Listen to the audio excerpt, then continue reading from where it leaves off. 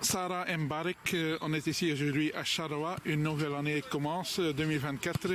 Comment tout s'est passé jusqu'à maintenant pour Lens? Écoutez, on a fait une bonne première partie de saison. On a 15 points, les premières ont 20 points. Donc on reste dans la course pour terminer sur le podium. On est plutôt satisfait de nos résultats, notamment dans les contenus et dans la qualité du jeu produit.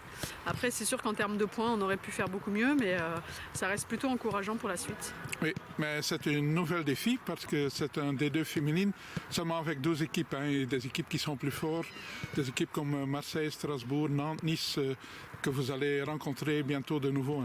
Oui, tout à fait. En effet, il y a des équipes qui sont en deuxième division ou qui ont même été en première division et qui ont une durée d'existence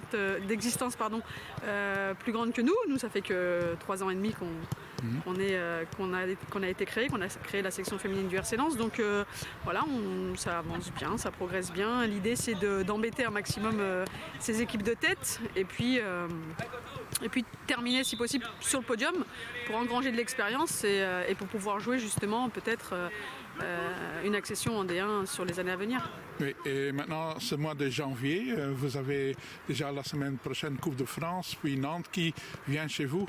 Comment vous voyez tout ça? Alors, en effet, c'est pour ça qu'on a raccourci un petit peu les vacances. Enfin, elles ont eu un programme individuel. Ensuite, on a repris le 2 janvier. Et puis, on fait un match amical dès aujourd'hui pour permettre de retrouver du rythme, de l'intensité. Car on a un début du mois de janvier très chargé. La Coupe de France avec un déplacement à Saint-Maur.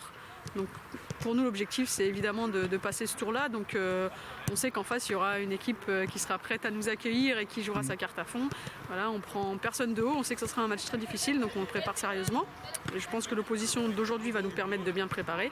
Et puis ce match contre Saint-Maur permettra également de préparer ensuite la réception de Nantes. En effet, c'est un gros match.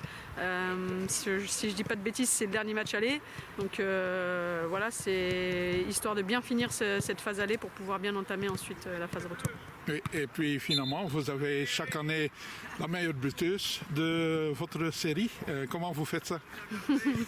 C'est vrai que Aude elle profite de la confiance qu'elle a en ce moment et puis elle est très bien encadrée, bien entourée par les autres joueuses. Il y a un collectif qui se met au service d'elle et puis d'autres joueuses aussi parce que Shirley Jody a aussi pas mal marqué. Donc voilà, l'idée c'est qu'elle soit en confiance, qu'elle puisse réitérer un petit peu ce qu'elle a fait en première partie de saison sur la deuxième, voire faire mieux.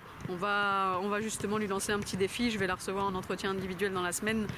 L'idée c'est en effet qu'elle termine meilleure buteuse, ce serait bien pour elle et puis c'est bien pour le club parce que c'est une belle image.